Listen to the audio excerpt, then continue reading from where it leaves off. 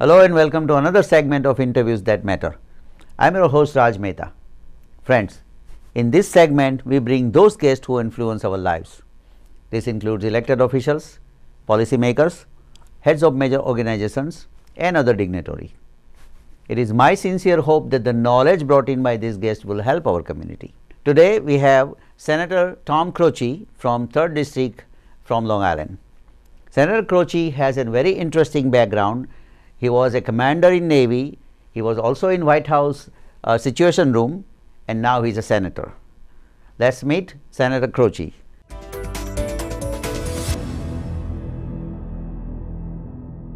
Senator Croci. It's great to be here. Thank you for having me. Thank you so much for coming. I really appreciate your time. It's a pleasure. Yep. So first of all, Happy New Year. Happy New Year to you. Yep. And normally, we like to start with your background. So Absolutely. we'll start with your background. I know you're a long time resident of Islip, town of Islip. Absolutely. Grew up on the South Shore of Long Island Okay. in Bohemia. Mm-hmm. I went off to college in Virginia and then pursued a dream of mine, which was to be a naval officer. So always wanted to serve, grew up around the water, so I figured naval service was for me. Had the opportunity to be in the aviation community in the Navy my first few years and be in the Arabian Gulf serving in Operation Southern Watch, so getting to do some flying, and then had the opportunity to transition to the intelligence community within Washington and later go on to work with Special Operations Forces in the Navy and Joint Community. Had some time at the White House in the Situation Room as a senior duty officer under President Bush, and was fortunate to serve on the transition team from President Bush to President Obama. So I had for a kid from Long Island, from Bohemia, who went to public school, I had a really good graduate degree in national security and foreign policy. And I also had the great opportunity to work with some amazing professionals and public servants. And it led me to come home and to try to use what I had learned to keep people here on Long Island. So many of my friends were leaving, so many families couldn't afford to stay, seniors who had to leave. So it was a challenging time, but we got to come home, and hopefully we've, in the couple of years that we've been in public service, have been able to turn the tide a little bit and at least get some policies that shed a little light that maybe there's a hope for Long Island and certainly the state. So we'll talk about your, Senate, your senator as a senator, right, later. But first, let me focus on your Navy experience, Sure. your naval experience. You have been to Afghanistan, you've been to Iraq. I mean, you're the first person on the show who, actually no, second person I would say, on the show who has gone into this kind of active duty. So tell us your experience about it, because I think it's it will be very interesting for our viewers to know. Well, I mean, post 9/11, as a New Yorker, Right. September 11, 2001, not only changed the world, but it changed the United States military. And putting us on a war footing after that day, and for the 15 years now that we've been fighting the global war on terror, I think it changed all of America. It changed every American, and certainly every serviceman and woman who's gone out there, government and civilian who's been out there. You learn a lot about the rest of the world, that we're all pretty much the same. We all want the same things. We want to be safe at home with our families. We want clean water. We want heat. We want power. We want TV. We want cell phones. We want cars. And whether you're in Afghanistan or Iraq or anywhere in the world, a lot of people don't have that. And for Americans, that's hard to conceptualize. So I think our experiences overseas, while successful in the military sense, it also broadened our understanding of how the rest of the world lives, how fortunate we are as Americans to live on Long Island in New York, but that we have a responsibility to keep that going and to try to expand it for anyone who lives in this country. So my military experience very much has shaped my global view, and certainly has shaped my thoughts about our policies in New York and in the United States. And I'm hopefully in the New York State Senate, as chairman of Homeland Security Committee, I hope that I'm able to use some of that knowledge and experience for the betterment of the people that I grew up around, because that's why we do this, for the people that we love and our friends and neighbors and people we've known our whole life in these small towns on the South Shore. That's why we do this. What was your specific duty when you were there? I was an intelligence officer in the Okay. Navy, and Okay. I got the opportunity to spend a lot of time on the ground in Afghanistan and flying in the air above the Arabian Gulf, and it was a great experience, and worked with some amazing American men and women. You flew yourself? I flew in the back. Oh, you flew in the back? I flew it a couple of times, but just for fun, in the front seat. I was a back seater in the aircraft called the S-3 Viking, which was a carrier-based jet, and we deployed in the Arabian Gulf back about 15 years ago now. So you were like gathering intelligence and kind of analyzing it. That's how basically. Well, that's what an intelligence officer does. Right. But we also, just flew and made sure the ship was safe. And the aircraft I flew in was formerly a submarine killer during the Cold War, and it eventually became a platform for refueling. So we did mostly refueling operations, air-to-air refueling. Oh, okay. You said you were on the ground in Afghanistan? Right, so mainly people understand why there are sailors in Afghanistan if they don't know how the military works. I was a intelligence officer that got to work with special operations forces on the ground, and that's what I was in Afghanistan doing. So. So what do you do in a daily basis? I'm sorry, I'm asking all these questions. It's okay. Because we don't know this. Right, you provide. Everybody has their job to do. Right. My job is to try to help the people that I support, wherever they are, to find their targets and to make sure that they have the information that they need to get the job done, but also for force protection to make sure we know what the enemy's trying to do to us. So have the opportunity to try to keep our troops safe while we're out there, and at the same time help our guys go out there and really get the job done. Is it like electronic surveillance, or how does the information? We incorporate every bit of technology that we have. Oh yeah. We're always looking for new ways to do our jobs better. Some of that is the old-fashioned way, and some of it is through more sophisticated means. Between the use of really sophisticated, well-trained special operations forces, the ability to gather intelligence and synthesize it quickly and get it out to the forces. That's how we do our job, and we use every means of sophisticated communication that's available to the United States government, and we're very fortunate to have the very, very best, both in equipment but also in people, which is more important. Well-trained people. Well-trained people. Yes. So you give information to the people who are really fighting.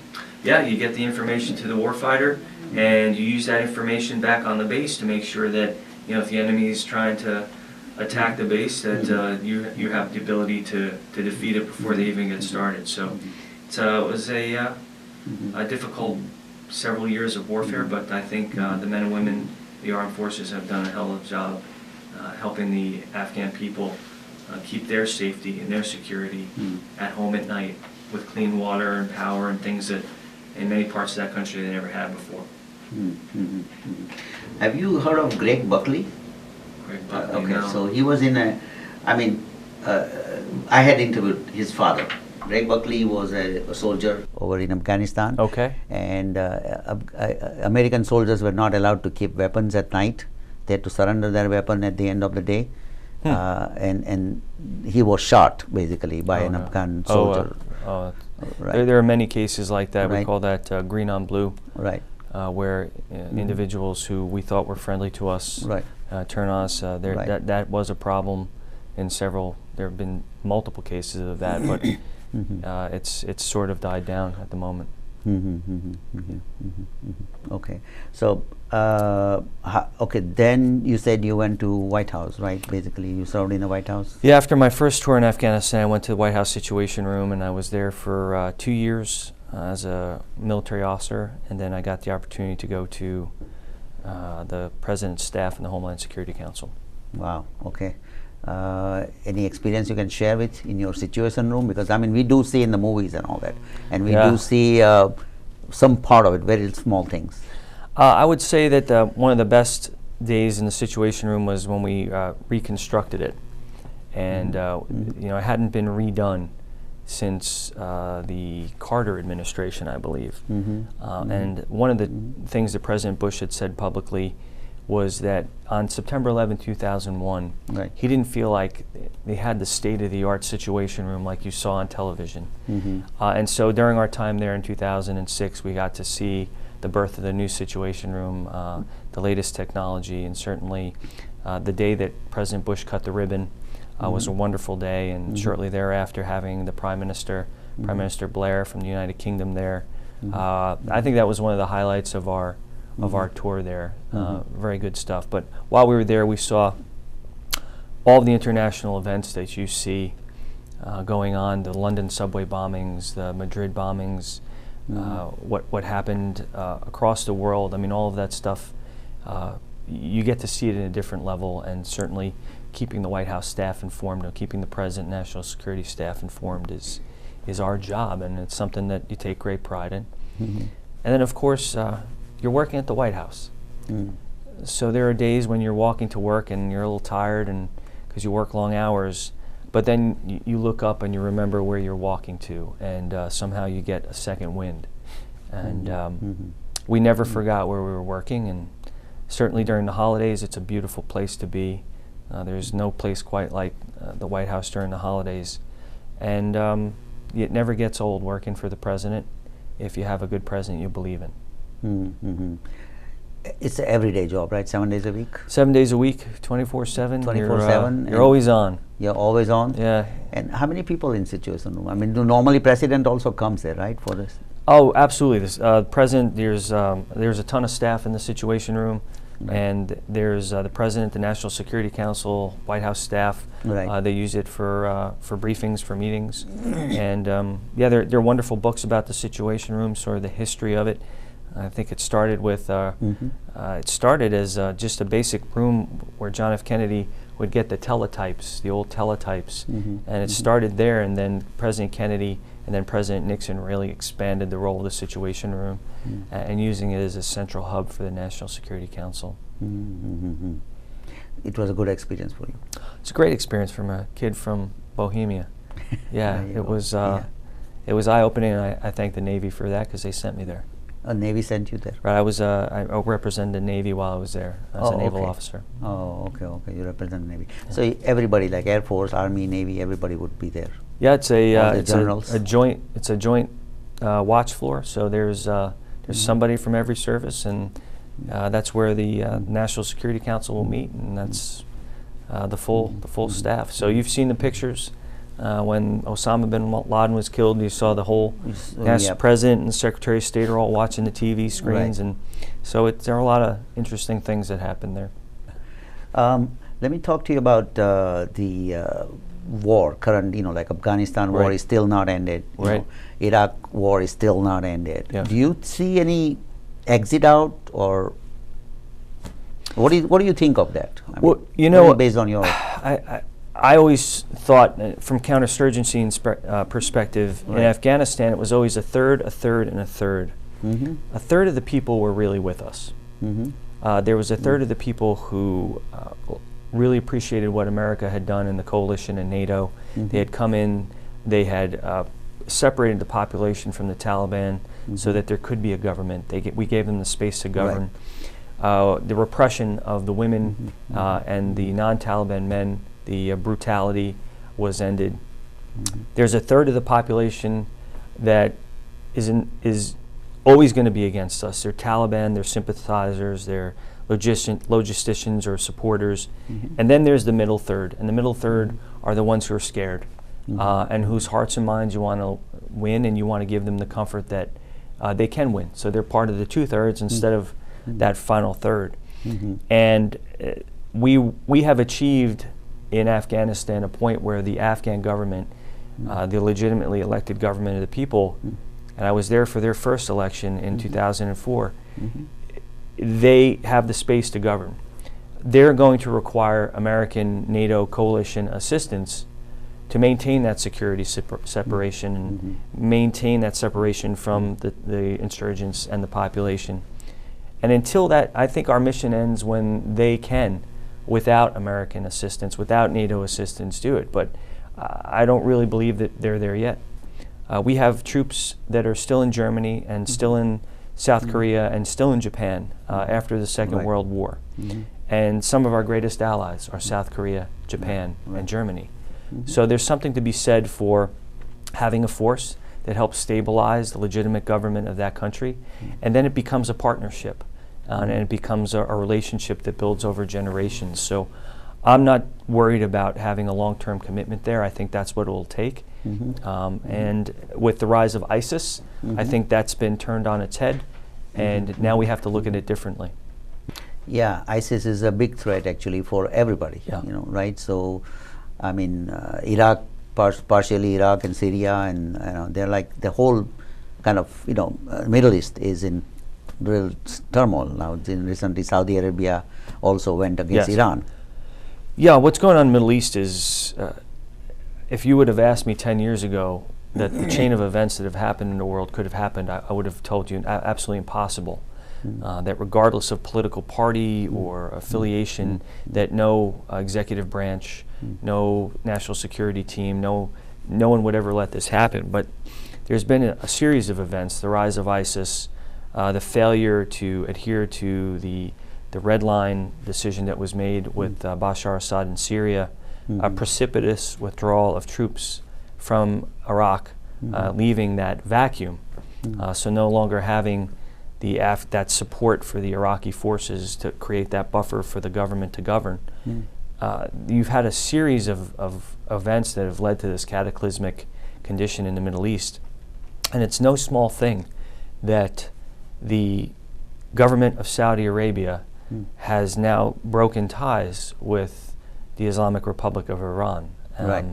In the Muslim world, that's going to be quite a problem because of the significance of Saudi Arabia in that faith, the desire of good Muslims to go to Saudi Arabia for the Hajj, and this is going to be a very monumental shift in the Middle East that I think without American leadership is going to result in decades and decades of instability and brutality in that part of the world.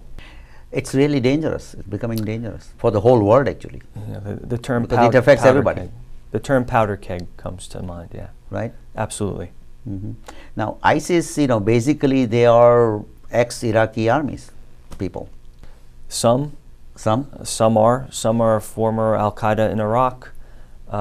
You can put a brand name on ISIS as something new, but it's the same enemy that we've been fighting since 1992.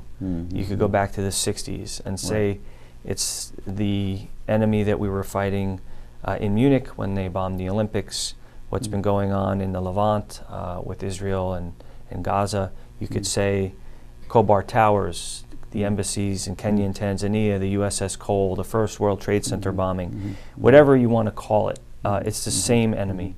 And once we figure that out and we decide to attack it in that way, I believe that, in my experience, we're going to be more successful in trying to rebrand it. You always have to adapt and shift with the enemy, but if the enemy's goals are the same, you should have an insight as to how to deal with them. See, to me, American thinking, what we think here is very, very, very different than what they think over there. Absolutely. And it's very difficult for Americans or to understand really from their point of view. And if we don't understand that, then obviously it's hard for us to impose anything on them. Or it's hard to change them. That's what I'm saying. To our modern world or something, they don't believe in this thing.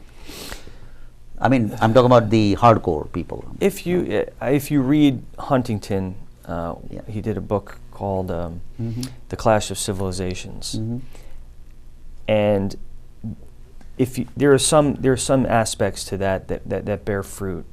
There are certain fundamental ways that some of the enemy wants to live that are incompatible with the West. They're incompatible with modern nations. Sharia law, instances where they want to live in certain ways. They can't. It's incompatible with an open society. It's incompatible with a society that values the human rights of all. that has equal rights and voting privileges for women and minorities and individuals of transgender or the gay and lesbian population. These are things that we have decided as Americans that we're open to. And in those societies, they can't exist. So you have societies really coming in conflict with each other. You saw it in France with the attacks, not only on Charlie Hebdo, but then the Paris attacks and the deaths there. You saw it in multiple places throughout the last 20 years in the attacks. It's a kind of a conflict, and we have to just understand that we're going to continue to be fighting it until we come to terms with what it is, who the enemy is, and how we dispose of them. It's very difficult to know who the enemy is. Yeah, if they have a black hood on and an AK-47, it's a good indicator, but you're right. But otherwise, because when they take it off and they go back to their village, it's hard to figure out. That's the nature of a counterinsurgency. Exactly. Yeah. So that's where the intelligence comes, right? I guess, Now, Afghanistan, obviously, U.S. involvement is becoming smaller and smaller. So the intelligence which you are providing is not going to be there anymore. So they will be more prone to attacks and things like that. Absolutely. When we took troops out of out of Iraq, that became a black hole in many ways for the kind of intelligence that we're collecting. Afghanistan, there remained a capability, but it's not as robust as it was, say, in 2010. So we need good intelligence to provide our decision makers with good information so they can make good decisions. And I think you'll see in the next months and years that as we return to the Middle East in some form, that intelligence should improve. It has to improve so that we can protect the United States. Yeah, the main thing is that, we have to protect the people here. Absolutely. So that's a key concern. There's no more fundamental duty of government than the security of our people and the legitimacy of the government and its institutions. Those are our primary functions. So that's what we've set ourselves to that task. So now, we have already pulled something out of you from your Navy experience and Situation Room. Very exciting, very encouraging, and it's new information for many of our viewers. So thank you for that. Pleasure. Yeah. Well, let's talk about. Then you came in here, and then you became a supervisor of town of Islip, which is very different than what you did before. Definitely. How did you get to in your head? How did you think about it? Well, I knew when I was done with my service, I had deployed in 2010, and when I was done with that service, that I wanted to come home to New York and my family on Long Island. And I decided to go and work for a new senator, Senator Lee Zeldin, who had just been elected to the New York State Senate. And I went back and I worked for him part-time. And then as his district director. And I remember sitting in his office taking calls. And that was really the bottom of the economy, was in 2010 and 11. And there were a lot of layoffs in the state of New York, and in education there were layoffs, teachers were being let off. And I remember getting a phone call from one woman, and she was an immigrant to this country. She had come here the right way. She had worked hard, she had gotten married, she became a teacher. She was teaching in a school district, in our 3rd Senate district. And because she ended up getting a divorce and losing her teaching job, she was in jeopardy of losing her home. And her children would have nowhere to go, and her husband was gone. And I remember thinking, she did everything right. She played it by the rules. She came to this country, she learned to speak English, she got a good education, she became a teacher in our public school system, she bought a house, she took a mortgage, she was living the American dream. And then it was ripped out from under her.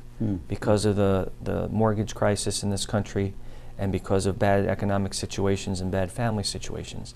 I remember her crying on the phone, and it impacted me. And I felt like I needed to get involved. I didn't know if I was going to go to the private sector full-time or get into government. I remember thinking I'd start at the town level, and I contemplated running for a town council and doing a little private business as well. And then I was approached and asked to actually put my name in the hat for supervisor, which I was running against an incumbent who had more time in the job and certainly a lot more money in the campaign account. but we felt our message was right, and we felt that there needed to be a change, and that certain levels of government, particularly at the local level, should be more responsive. When people are in hard times, even though you're not you're not the Department of Homeland Security, or you're not the Commerce Department, you have powers in local government, and in many ways you touch their lives more closely because you're right there, and that we need to adapt and help them in those times. So I was able to get elected, and in the time we were there, we tried to make the government more responsive to people and to really tackle the challenges at the level that we could, bringing in more companies into the area through economic incentives and keeping the taxes as low as possible while not diminishing services. So we tried to do that, and it was a challenge because of the budgets, but it was a pleasure, real pleasure to have that opportunity. Who was your mentor? Like Lee Zeldin would you say that? Well, I've had so many mentors throughout the years, and as a young man, I worked for Congressman Rick Lazio, who did some tremendous things for Long Island, and helped Long Island in ways that'll be paying dividends for years. And I also had the opportunity to work in the military with some very fine officers, some very tough officers who taught me a lot about myself. So in government, I would say that I had a lot of mentors at different levels. I think the biggest mentors in my life were people who had been public servants and had innate leadership qualities, innate problem-solving abilities. That was my mother and father, who were teachers and then administrators in the public school system, eventually principals running their own buildings, and were really gifted leaders and administrators. And in many ways, much of my leadership style didn't come from the military. It really came from my mother and father, who were quite successful. It's in your genes. Oh, I don't. If it's genetic, then maybe I have them. I hope so. But certainly by watching their example throughout my life. So that's, then the opportunity came in to run as a supervisor, and that's why I guess the party saw that. Well, there are a lot of people that were looking, to try to run, but the party, when you screen in front of your political party and the members of the community, they made a decision that they wanted me to go for it. So it wasn't what I anticipated, but when you're called to serve, I believe you answer the call. You mentioned that the incumbent supervisor had more money, and he was like incumbent, and how did you fight the election, and win? I think if you talk directly to people, if you stand on their front doorstep, New Yorkers will tell you exactly how they feel. And once you listen to that, if you're really listening, you can understand what needs to be done, and then just talk to them about how you want to do it. So I always felt we were going to win. I felt that the people were ready for new leadership. They wanted somebody who was actually going to go in there and get their hands dirty, bring in a new team. And I was privileged to have an amazing staff to come in. I had a former mayor as my chief of staff. I had the former state commissioner of labor relations as my personnel relations director. I had some people with some amazing experience and a lot of great employees and staff. So we were able to get a lot done in a short amount of time. Yeah, I think you were, what 2 years there? Right, it was about 2.5 to 3 years, because I was mobilized during that time and sent to Afghanistan because I was still a reservist. So you were, right. So I was gone for about a year of that. Right. And then when I came home, that's when the Senate thing came up. Oh, that's when the Senate thing, and then you went that also. Well, again, they were looking for somebody, and it was, when you're approached to run for the Senate, especially in the majority party in New York State, it's explained to you that how important it is to have, especially for the suburbs upstate and Long Island, a Republican majority in the state to maintain a balance of power. And I thought it was basically a campaign line for Long Islanders and upstaters. But having served in the Senate for a year, I can tell you that it is the God's honest truth, that having that balance of power, particularly in New York, which is a red state, a blue state, is exceedingly important. Of all of the blue states in the entire United States, controlled by the other party, We are the only one that has a Republican upper house. And as far as your taxes and fiscal policy and social policy and anything else, it really is important. I understood eventually what was on the line, and that's when I decided to run. Okay, okay. You mentioned that, you know, Senate majority is very important to have a balanced Republican majority in the Senate. Now this year, obviously, it's the, you know, it's a challenge also this year, like in November, because Senator Croci is going to be out. What do you think? I mean, do we still we'll be able to maintain? I think New Yorkers have gotten it. I think they like the balance of power. And I think that they saw what happened when it was one party controlling all of the both legislative chambers and the executive branch, the governor.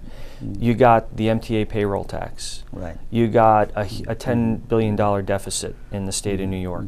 You got the largest cuts to our school districts that we've seen in the state of New York. Right. All of that has come back because you restored that balance of power. And I'm not saying that, you know, the Democrats are always wrong and the Republicans are always right. But what I am saying is that there are certain times when certain ideas are more right than others. And right now, you need to have that fiscal responsibility and the investment in infrastructure that we look for, the investment in education that we look for, and the common sense of having that majority is, it just, I think you're going to see, there's going to be a lot of talk. Of course, it's election season. Right. But I think you're going to see the Republicans maintain the majority in the Senate, and I'm quite confident that the people of New York are better served that way, and I believe in the inherent wisdom of the American voter. They get it. They get it. They know what's going on in the country and the world, and they certainly know what's going on in their state, and I think they figured it out, and I think we're going to be back in the majority, and hopefully we grow it, but I feel like we'll be back in the majority in the same way next year. You know, I mean, we would like it that way only, as you said. You know, we also feel that way, same way that you know there has to be a balance of power. If it is one-sided, then everything, you know, I mean, it's not right. Keeps us on our toes. Yeah, exactly. Yeah, you know, there will be debates for various issues, and whoever, you know, is the right thing, that you know, you do it. Yeah, there is a common sense in our communities. Right. You know, all of our communities are different. Even within one township, you have different hamlets, and they all have their own character. But people know when you're not telling them the truth. People know when you're trying to snow them. And New Yorkers especially, we're a little more savvy. We have a little bit more of an edge. And I think that if you just tell them the truth, and you let them know what's going on in the state, this is what your budget looks like, this is what your tax base looks like, I think they get it, and I think they see the results of having had 9 Long Island senators in the majority for so long. I think they understand what it's meant to Long Island. I agree wholeheartedly. This brings me a subject on economy in New York. Yes. Like, you know, when you said that you know, they can look at the budget, and what do you think about economy in New York, and what is your forecast for that? I go back to, you know, just saw the State of the Union address, and the President gave the State of the Union address, and then the Governor gave the State of the State address yesterday in Albany. And in some ways, I think there's a disconnection with what the average family is going through in the state. It's certainly, the economy in the state certainly isn't as bad as it was in 2010, but it's nowhere where it should be. And the same goes for the United States economy. I think both the President and the Governor have been picking and choosing winners. They pick and choose the sectors that are politically palatable to their base. And in doing so, you're cutting off one of the legs of the economy. The economy is an engine. And if you let it accelerate without trying to control it at every juncture, every piston firing, and determining where you want it, let the engine run. And that's where you get the kind of economic growth and expansion that we saw in the 1980s and before that in the 1950s in this country. Yes, you're going to have regulations. Yes, you're going to do it fairly. But I know the Governor has proposed a $15 increase in the minimum wage, up to $15. And I say, I'm a Republican, so I don't mind profit sharing. I think profit sharing is wonderful. But New York hasn't turned a real profit. We are not in a condition, we do not have the economic growth that we should. If you look at recent surveys, we're anywhere between 36th and 50th in categories in economic growth, in business climate, in tax friendliness, and in for retirement. Like people to retire, they rate us as well. We are at the end of the chain of the 50 states in every category. So until the governor and his economic policies, which we're happy to work with him on, gets us up, it's difficult to share profit where no profit exists.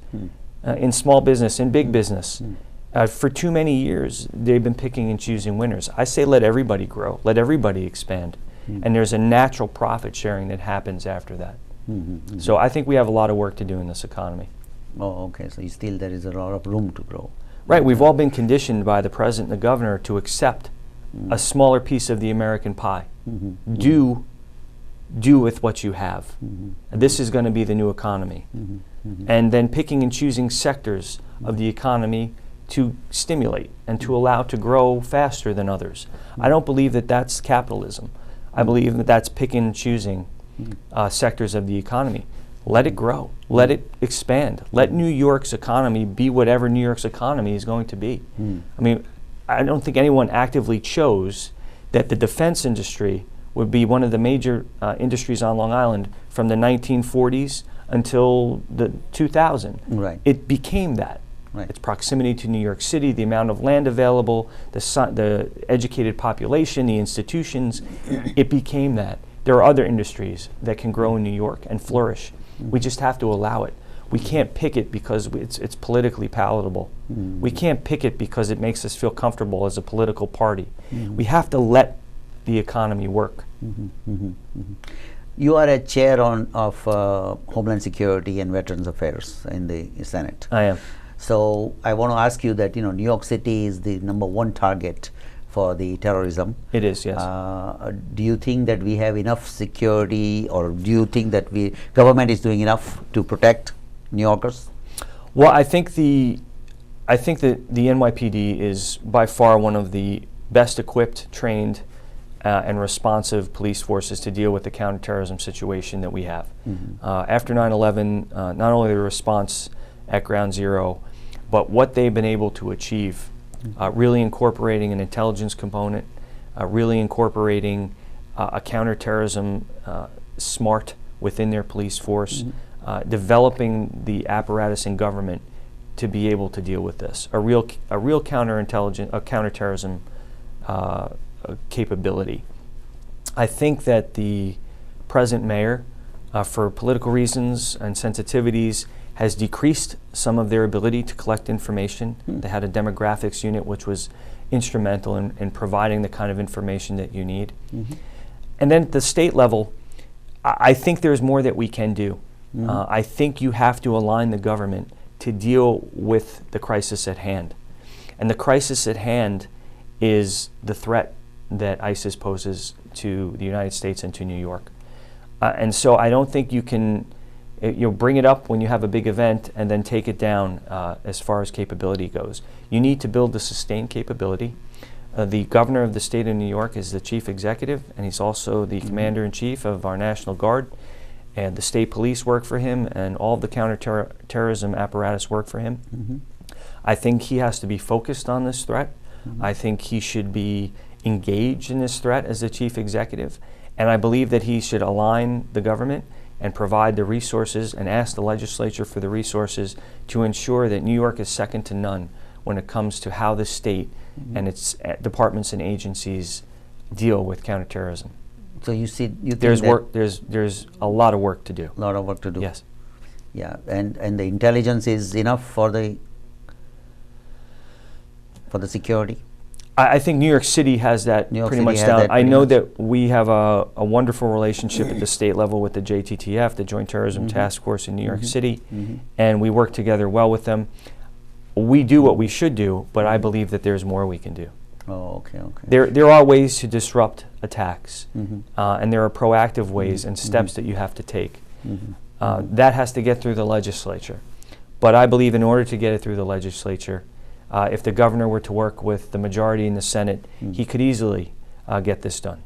Let me talk to you about now, since you're in Long Island and you're a Long Island Senator, the quality of life on Long Island. Yeah. Let me talk to you about that. What do you think of quality of life? I mean, taxes are very high on Long Island, very obviously. High. Very high. And everybody has to make a lot more money. That's right. So before it used to be different, like 30 years, 40 years ago. Now it's very different. What do you think of it? Well, I mean, so much of what I did as a town supervisor was provide services. And when we looked at our average tax bills at the town level, over 70% in some areas, over 70% of your tax bill, property tax bill, goes to your school district. And after that is the county, and then the county police. And when you get all the way down to the bottom of that line, you see what you pay your town. The people who pick up your garbage and keep your roads clear and keep the street lights on and provide you all the services at town hall. They do that for a very small percentage, hundreds of dollars as opposed to thousands of dollars.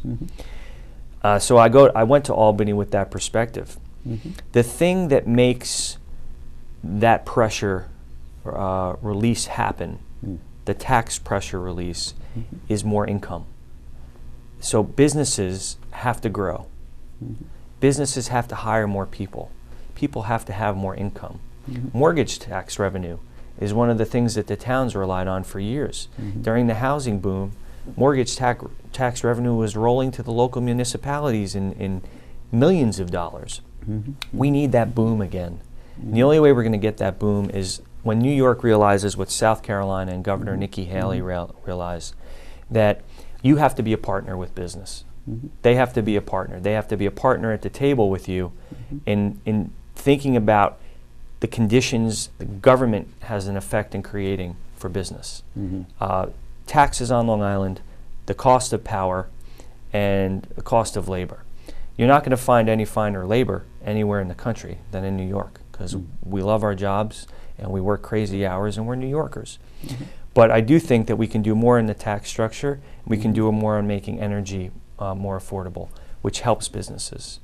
You can't penalize businesses, and you need the kind of infrastructure that businesses need to expand.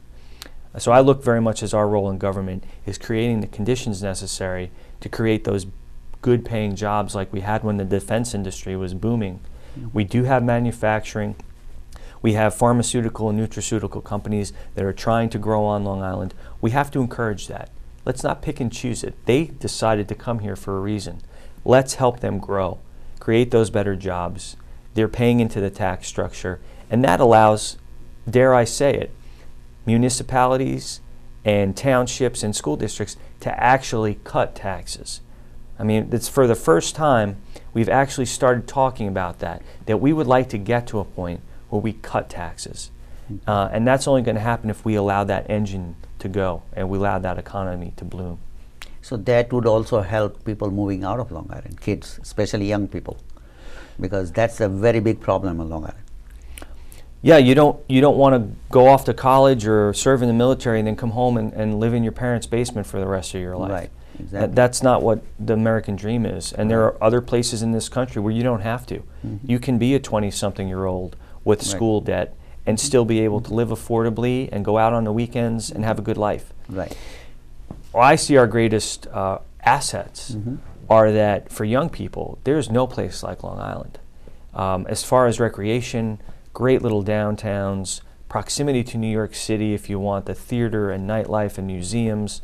But what we have to give them is that ability to have that quality of life. Right. They need that good paying job. Right. They need to find housing that is palatable at a young age because of the property tax structure here. So we're working very hard at the local level to give them that, and the state resources that hopefully I brought in for some of the larger projects will help businesses and then help those young people get jobs so they can stay.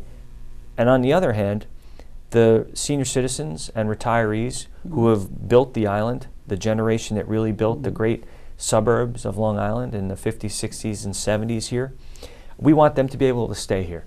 If they want to retire here, they should be able to retire here.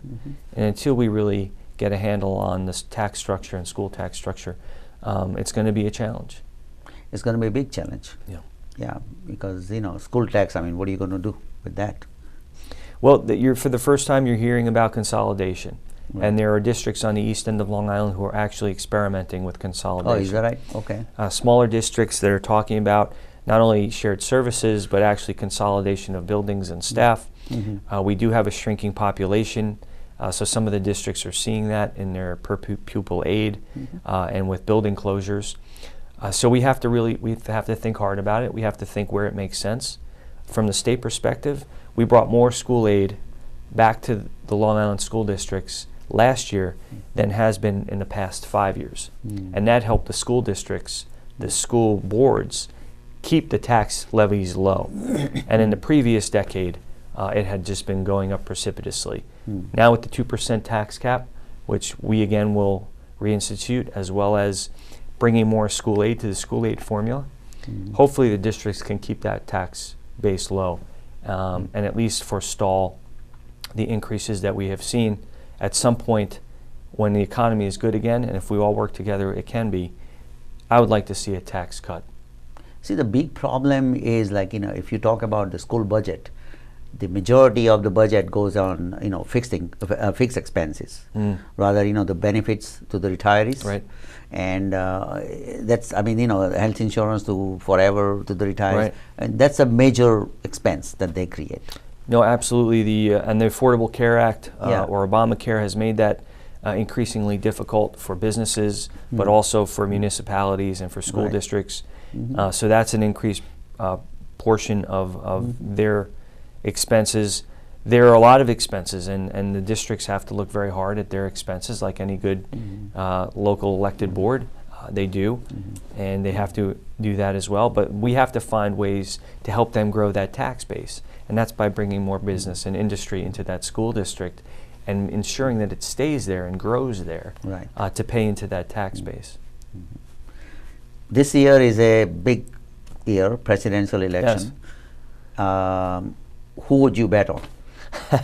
Donald Trump, Ted Cruz on one side, Hillary Clinton, Sanders on the other side. At this point in time, I think it's not like any political landscape we've ever seen. And I think anybody who knows what's going to happen is full of beans, because I don't think anybody can predict what's going to happen. What I think I'm comfortable in predicting is, again, I believe in that wisdom and common sense of Americans. Right. I think the next president will be a Republican. Okay. I don't know who that's going to be. And at this point, I'm content with the majority of the candidates on that stage tonight in the Republican debate. But I can tell you that I believe the next president will be a Republican, not because the country's going right or the country's becoming more Republican, but because Americans know that there's some times when some ideas are just better, and right now they're looking for the adult to come into the room and say, no, you can't have a cookie, go to bed, we can't spend that money, we don't have it. Those people are trying to hurt us, we need to deal with them. And they're really looking for adult leadership. They're looking for a president who will not only be a good commander-in-chief and protect us, which is, again, first and foremost, but a good manager. Somebody who understands that the government can't get in the way of the American economy, that the government has to allow the American economy to expand. And that's when we all win. Instead of picking and choosing winners, we all win if you have leadership that recognizes the engine has to run. And standing in the way of it, you hurt one segment and you help another segment. And that's not capitalism, that's not America. So my prediction is the next president will be a Republican. I don't know who that's going to be, though. I wish if I did, I'd be I'd be a predictor on the national news circuit. No, everyone has some kind of thoughts, right, in their mind. Yes. So I mean, one logic over there is like, there will be two presidents were passed, like on Democrat side. So there will be a cycle. There's a cycle, right? So that's one prediction, that Republican. But I mean, think about like top Republican runners. I mean, do you see any? I'm going to ask you again. I see one of the individuals that's currently in the top 5 becoming the next president. So I don't know where you end your top 5, but you have Jeb Bush, Donald Trump, Ted Cruz, Marco Rubio, and you have Ben Carson. one of those individuals is likely going to get the nomination. Right. And then likely, I believe one of them will be president. I think that the rest of the candidates you see out there are people that should be in government. They should be at the federal level. I think people like Carly Fiorina and Chris Christie and some of the talents that John Kasich has with budgets are going to be very useful. But I'm realistic to recognize that they have to get the nomination first, Right. and that the caucuses and then the primaries are going to be the determinative factor. I believe one of the individuals who's in the top 5 is probably going to be the nominee, and then hopefully they'll be our president. But hopefully, like a Lincoln cabinet, he brings in, that president brings in. You're the right talent. I mean, that's the key, right? Yes. Whoever is there. I mean, it's the people who work there. You have to have good people who work. Yeah, you for have to have good people to work there. And every leader understands Right, that their job is to get the mission done Right. and to take care of their people. Right. And you've got to have good people. Yep, very absolute, necessary. Absolutely. Now, on the other side, Hillary Clinton or Sanders? Oh gosh, I think that's really right now. That's up to the FBI because of all we're seeing in the news. You know, you're not sure what to believe. But I think we have to wait for that to flesh out. I don't think America right now is going to elect a Democrat as president. We've had 8 years of it. The economy is not good. We are worse off, I would think, if you ask the Ronald Reagan question, are you better off than you were 4 years ago? Or in this case, 8 years ago? I think we're not. In many ways, we're not. And I don't know that regardless of who their nominee is, they're going to be the one that eventually wins. And I don't think the majority of America is ready for some of Senator Sanders' ideas about how the American economy should work. Right. And I think if we go down that road, we'll be in trouble. So I'd be very surprised, regardless of who their nominee is, if they're elected president. What is your best Indian food that you like? Pav bhaji. Pav bhaji? Yeah. Wow. Okay. My wife made it yesterday. So Really? yes. I love it. Okay, great. Samosa as well. But Samosa is pav also bhaji. vegetarian? Chutney. Oh yes, of course, yes. Right? Yes, because all my friends are vegetarians. So. I'm vegetarian too. Yeah. Yeah, right, yeah. Well, I really appreciate your time today. Thank you so much for coming. It was a pleasure. Thank you for having me. Thanks for joining us today. If you have any questions, comments, you can email me at rajmitv@gmail.com. That's again rajmitv@gmail.com. You can watch our prior shows on YouTube at youtube.com/Infosys International. That's again youtube.com/Infosys International. Until next time, have a great week. Thank you, sir. Thank you. Very much.